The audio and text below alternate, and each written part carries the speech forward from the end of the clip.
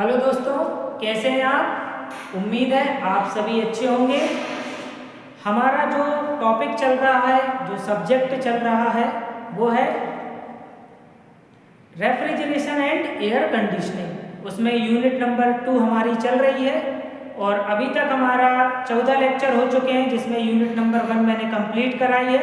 आज हमारा 15वां लेक्चर है और इस 15वें लेक्चर में हम वेपर कंप्रेशन रेफ्रिजरेशन सिस्टम का एक न्यूमेरिकल सॉल्व कर रहे हैं। ठीक है, तो आइए पहले हम क्वेश्चन को समझते हैं, फिर उस क्वेश्चन को सॉल्व करते हैं। इस क्वेश्चन को मैंने ऑलरेडी सॉल्व करके रखा है ताकि हमें ज़्यादा टाइम ना लगे, हम ज़्यादा से ज़्यादा समय चीज़ों को समझने में लगे।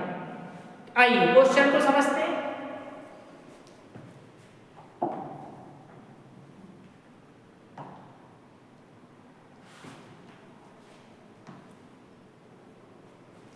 A refrigeration machine using R12 as refrigerant। एक रेफ्रिजरेशन मशीन है जिसमें रेफ्रिजरेंट कौन सा यूज हो रहा है, R12। Operate between pressure 2.5 bar and 9 बार। ये रेफ्रिजरेशन मशीन दो प्रेशरों के बीच में, दो प्रेशर लिमिट्स के बीच में वर्क कर रही है। हम जानते भी हैं कि VCRS सिस्टम भी दो टेम्परेचर लिमिट्स या दो प्रेशर लिमिट्स के बीच में ही काम कर रहा है। तो कई बार क्वेश्चन में या तो आपको टेम्परेचर लिमिट्स दी रहेंगी या प्रेशर लिमिट्स दी रहेंगी। ये जो क्वेश्चन है यहाँ पर प्रेशर लिमिट्स दी हुई है। 2.5 बार जो कम प्रेशर है वो ऑब्वियसली इवेपोरेटर का प्रेशर होगा और जो हायर प्रेशर है वो ऑब्वियसली कंडेंसर का प्रेशर रहेगा, क्योंकि VCRS में 4 कंपोनेंट होते हैं। पहला कंप्रेसर, कंप्रेसर के बाद में कंडेंसर में जाता है, कंडेंसर के बाद एक्सपांशन वाल्व में और एक्सपांशन वाल्व के बाद इवेपोरेटर में। तो एक इवेपोरेटर का प्रेशर होता है जहां से वो हीट को एब्जॉर्ब करता है कूलिंग लोअर टेम्परेचर को प्रोड्यूस करने के लिए, जहां से हमें रेफ्रिजरेशन इफेक्ट मिलता है। और एक होता है कंडेंसर प्रेशर जहां पर रेफ्रिजरेंट हीट रिजेक्ट करता है। तो दो प्रेशर लिमिट रहेंगे। ठीक है, फिर बोल रहे हैं the compression is isentropic. Compression की प्रोसेस कौन सी हो रही है, आइसेंट्रोपिक। और VCRS में कंप्रेशन जो होता है वो रिवर्सिबल एडियाबैटिक भी होता है, जिसे अपन आइसेंट्रोपिक प्रोसेस बोलते हैं। ठीक, and there is no undercooling. Compression के बाद जब वो कंडेंसर में जाएगा तो रेफ्रिजरेंट में से हीट रिजेक्ट होगी, मगर उतनी ही हीट रिजेक्ट होगी कहां तक, सैचुरेशन पॉइंट तक। और मैं जब TS और PV डायग्राम समझाऊंगा तब ये चीज को और क्लियर करूंगा। तो यहाँ पर जो कूलिंग हो रही है उसमें कोई भी अंडर कूलिंग नहीं होगी in the condenser. The vapour is dry saturated condition at the beginning of compressor. जब हमारा रेफ्रिजरेंट कंप्रेसर के अंदर प्रवेश कर रहा है उस समय उसकी कंडीशन कैसी है, ड्राई सैचुरेटेड कंडीशन। कैसी है, dry saturated condition. Dry saturated condition वह कंडीशन होती है जब रेफ्रिजरेंट के लिक्विड पार्टिकल्स पूरे के पूरे वेपर पार्टिकल्स में कन्वर्ट हो जाते हैं और उसका टेम्परेचर सैचुरेशन टेम्परेचर के बराबर ही होता है। उस केस में उस रेफ्रिजरेंट को ड्राई सैचुरेटेड रेफ्रिजरेंट कहा जाता है। Estimate the theoretical coefficient of performance. इस कंडीशन में हमें थ्योरेटिकल COP ज्ञात करना है, पहला क्वेश्चन। आगे बोल रहे हैं if the actual coefficient of performance is 0.65 of theoretical value. जो एक्चुअल COP है ना वो थ्योरेटिकल वैल्यू की 0.65 टाइम्स है। तो हमें क्या ज्ञात करना है, calculate the net cooling produce per our. The refrigerant flow is 5 kg per minute. जो रेफ्रिजरेंट फ्लो है, रेफ्रिजरेंट का जो फ्लो रेट है वो कितना दिया है, 5 kg पर मिनट। मतलब 1 मिनट में 5 kg रेफ्रिजरेंट फ्लो हो रहा है। अब हमें इस रेफ्रिजरेंट की कुछ प्रॉपर्टीज की जरूरत पड़ेगी। वो प्रॉपर्टीज हमें इस क्वेश्चन में दी हुई है। ये रही वो प्रॉपर्टीज। प्रेशर जब 9 बार है उस समय सैचुरेशन टेम्परेचर 30 डिग्री सेल्सियस है। एंथैल्पी लिक्विड सैचुरेटेड लिक्विड रहेगा रेफ्रिजरेंट, तब एंथैल्पी 70.55 है। और जब वेपर फॉर्म में कन्वर्ट हो जाएगा तब 201.8 किलो जूल पर केजी है। उस समय एंट्रोपी सैचुरेटेड वेपर की वो कितनी है 0.6836 kilo joule per KG kelvin. इसी प्रकार जब प्रेशर 2.5 है तो saturation temperature -7 degree Celsius, liquid form में एंथैल्पी की वैल्यू इतनी है, वेपर फॉर्म में एंथैल्पी की वैल्यू इतनी है, और जब सैचुरेटेड वेपर रहेगी उस समय एंट्रोपी इतनी है। साथ ही साथ एक चीज और दी है, जब 1 से 2 प्रोसेस होगी, जब अपन रेफ्रिजरेंट को 2.5 बार से 9 बार तक कंप्रेस करेंगे उस कंडीशन में रेफ्रिजरेंट सुपर हीटेड जोन में चला जाएगा। उस कंडीशन में जो सीपी की वैल्यू है वो इतनी लेनी पड़ेगी, कितनी 0.64 kilo joule per KG kelvin. तो उम्मीद है क्वेश्चन समझ में आया होगा। सॉल्व करते हैं। सॉल्व करने के लिए सबसे पहले हमने टीएस और पीएच डायग्राम बना लिया। टीएस और पीएच डायग्राम अगर आपने बना लिया तो आधा तो क्वेश्चन आपने ऐसे ही सॉल्व कर लिया, क्योंकि आपका दिमाग काम करना तभी स्टार्ट कर देगा जब आप उसका टीएस और पीएच डायग्राम बना लोगे। ठीक है, तो सेम वही है जो अपन ने VCRS में बनाया था। 1 से 2 प्रोसेस कंप्रेसर में हो रही है, रिवर्सिबल एडियाबैटिक। इस दौरान आप देखते हो एंट्रोपी क्या रहती है बराबर। ठीक है, फिर ये किस में हो रही है कंप्रेसर में, तो हमें क्या देना पड़ेगा यहाँ पर कंप्रेसर वर्क इनपुट के रूप में। फिर 2 से लेके 3 ये हो रही है कंडेंसर में, तो कांस्टेंट प्रेशर पे हीट रिजेक्ट होती है। यहाँ पर क्या हो रही है हीट रिजेक्ट। अच्छा, उन्होंने लिखा था ना नो अंडर कूलिंग, इसका मतलब है 2 से लेकर केवल 3 तक ही कूलिंग होगी। अगर वो बोल देते अंडर कूलिंग भी हो रही है, अंडर कूलिंग तक हीट रिजेक्शन हो रही है, तो इसका मतलब है कूलिंग सब कूल्ड जोन तक होगी। मगर क्वेश्चन में लिखा है, बोला है कि कंडेंसर में cooling no under cooling, condenser में कोई भी अंडर कूलिंग नहीं हो रही। तो हम समझ जाएंगे कि कूलिंग कहां तक हुई है 0.3 तक, मतलब सैचुरेटेड लिक्विड लाइन तक ही कूलिंग हो रही है। ठीक, फिर 3 से 4 जो प्रोसेस होती है वो कौन सी होती है, वो होती है हमारी आइसेंथैल्पिक, जिसमें प्रेशर रिड्यूस होता है। फिर 4 से 1, इस 4 से 1 में इवेपोरेटर में रेफ्रिजरेंट आ जाएगा और हीट को एब्जॉर्ब करेगा, हीट एब्जॉर्ब। और ये किसके बराबर आएगा रेफ्रिजरेशन इफेक्ट के, क्योंकि हमें यहाँ पर लोअर टेम्परेचर प्रोड्यूस करना है। तो लोअर टेम्परेचर प्रोड्यूस करने के लिए जितने अमाउंट की हीट रेफ्रिजरेंट एब्जॉर्ब करता है वही तो रेफ्रिजरेशन इफेक्ट कहलाता है। तो उम्मीद है आपको ये डायग्राम समझ में आया होगा। ये इसका पीएच डायग्राम है। ये देखिए 2 कांस्टेंट प्रेशर लाइन है, इनके बीच में ये काम कर रहा है। चलिए आगे की स्लाइड देखते हैं। ये रही, हमें क्या क्या दिया था, हमें रेफ्रिजरेंट दिया है R12।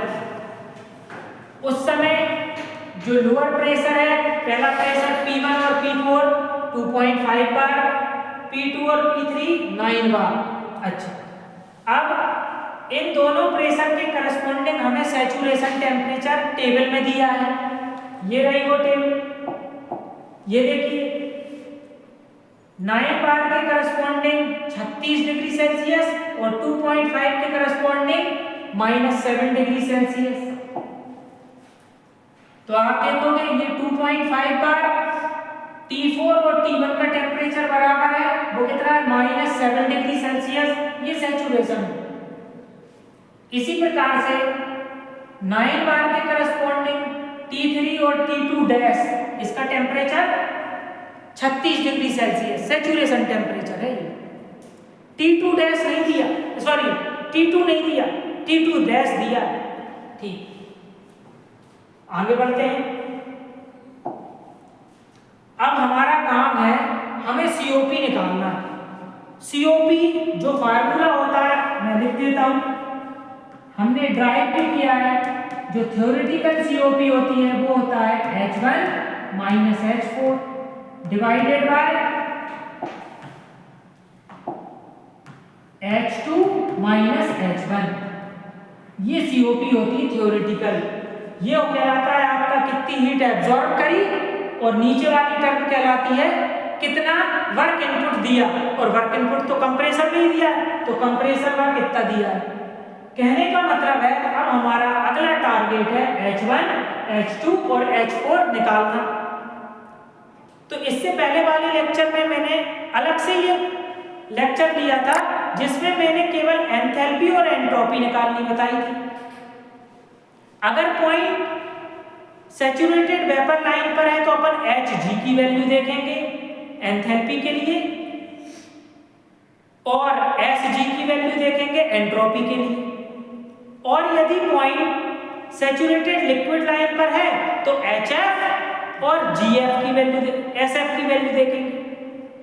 ठीक, अब TS डायग्राम में आते हैं। तो वन वाला पॉइंट किस पर है, सैचुरेटेड वेपर लाइन पर, तो किसकी वैल्यू देखेंगे Hg की, और Sg की किस प्रेशर के करस्पॉन्डिंग 2.5 बार के। तो ये देखो 2.5 बार के करस्पॉन्डिंग ये हो गई आपका Hg और ये हो गया Sg। तो मैंने H1 की वैल्यू लिख दी 184.5 किलो जूल पर केजी, और S1 का मान लिख दिया 0.7001 kilo joule per KG kelvin. अब 1 से 2 कौन सी प्रोसेस है, आइसेंट्रोपिक। आइसेंट्रोपिक में एंट्रोपी बराबर होती है, जितनी एंट्रोपी 1 पर है उतनी एंट्रोपी 2 पर होगी। तो S1 और S2 बराबर हो गए, ये लिख दिया। 1 कंप्लीट हो गया। अब मैं 2 पर आया।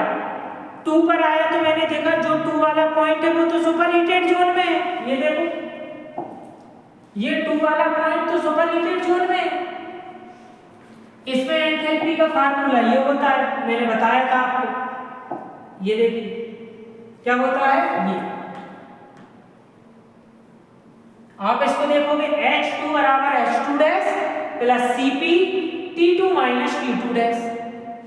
मुझे H2 डैश मालूम चल जाएगा क्योंकि मेरा जो 2 डैश है, ये 2 डैश देखिए ये है सैचुरेटेड वेपर पर, वेपर लाइन पर, तो 9 बार के करस्पॉन्डिंग Hg की वैल्यू देख लूंगा, ये भी है 9 बार के करस्पॉन्डिंग Hg की वैल्यू 201.8 लिख लूंगा।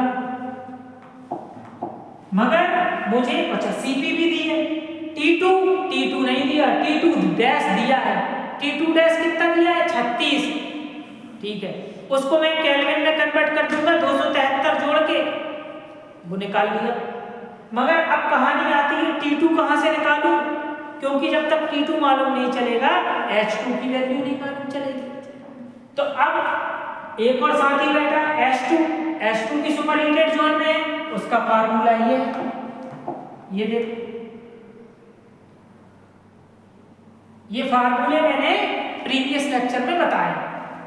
H2 डैश निकाल लूंगा क्योंकि जो 2 डैश है वो सैचुरेटेड वेपर लाइन पर है। ये देखो जो 2 डैश है वो सैचुरेटेड वेपर लाइन पर है, तो 9 बार के करस्पॉन्डिंग मैं Sg की वैल्यू देखूंगा।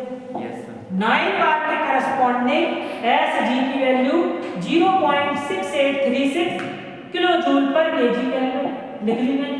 ये 2.3 Cp की वैल्यू दी थी क्वेश्चन में 0.64 log T2 के अपॉन में T2 डैश दिया है 36 डिग्री सेल्सियस, इसको केल्विन में कन्वर्ट करेंगे 273 जोड़ के तो 300 में। फिर इसके बाद कुछ नहीं है, सॉल्व करना है। सबसे पहले मैं इस वाली टर्म को इस तरफ लाया तो माइनस में, इसमें से इसको माइनस किया, इतना आया, इन दोनों का आपस में मल्टीप्लाई किया 1.472 आ गया। अब जब इसको सॉल्व करने के बाद ये आएगा, इसका भी पक्षांतर करेंगे तो ये डिवाइड में चला जाएगा, क्योंकि जब हम पक्षांतर करते हैं, साइड चेंज करते हैं, तो गुणा वाली चीजें भाग में चली जाती हैं, प्लस वाली माइनस में चली जाती हैं, माइनस वाली प्लस में चली जाती हैं, भाग वाली गुणा में चली जाती है। बचपन के रूल सॉल्व किया तो इतना आया, कितना, इतना, ये। अब सर इसको कैसे सॉल्व करेंगे, तो दोनों तरफ हमें एंटी लॉग लेना पड़ेगा। एंटी लॉग लेंगे तो ये e⁻ में चला जाएगा और यहाँ से लॉग हट जाएगा। जब आप इसको कैलसी से सॉल्व करोगे तो e⁻0.01120 इसकी वैल्यू आएगी इतनी। फिर 300 को पक्षांतर करके ले जाओगे तो गुणा में चला जाएगा, गुणा कर दोगे तो T2 की वैल्यू 317 केल्विन आ जाएगी। अब H2 निकाल सकते हैं। ऊपर वाला फार्मूला फिर से लिख लिया, ये है फार्मूला। H2 डैश 201.8, Cp की वैल्यू 0.64, T2 की वैल्यू 317, T2 डैश की वैल्यू 309, कैलसी से सॉल्व किया, H2 की वैल्यू इतनी आ गई। अब मुझे क्या याद करना है, H4, क्योंकि COP निकालना है, H1 हो गया, H2 हो गया, H4 और याद करना है। H4 निकालना आसान है, क्योंकि 3 से 4 जो प्रोसेस होती है वो होती है हमारी आइसेंथैल्पिक, एंथैल्पी कांस्टेंट होती है। जितनी एंथैल्पी 3 पर है उतनी 4 पर होगी, तो या तो मैं 4 पे ज्ञात कर लूं या 3 पे ज्ञात कर लूं। 3 पे ज्ञात करना आसान है, क्योंकि जो 3 पॉइंट है ना वो सैचुरेटेड लिक्विड लाइन पर बैठा है। अब सैचुरेटेड लिक्विड लाइन पर बैठा है तो मुझे केवल HF की वैल्यू चाहिए उस प्रेशर के करस्पॉन्डिंग। तो ये देखिए जो 3 है वो 9 बार पर सैचुरेटेड लिक्विड लाइन पर बैठा है, तो यहाँ पर मैं HF की वैल्यू देख लेता हूँ। तो ये देखो 9 बार पर HF की वैल्यू 70.55, ये देखो। तो H3 की वैल्यू कितनी हो गई, कहाँ गई,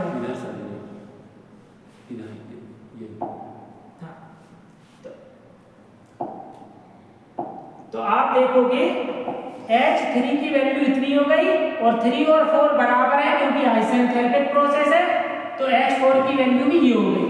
अब मैं COP निकाल सकता हूं, तो ये लिखा मैंने COP का फार्मूला, कौन सी, थ्योरेटिकल COP।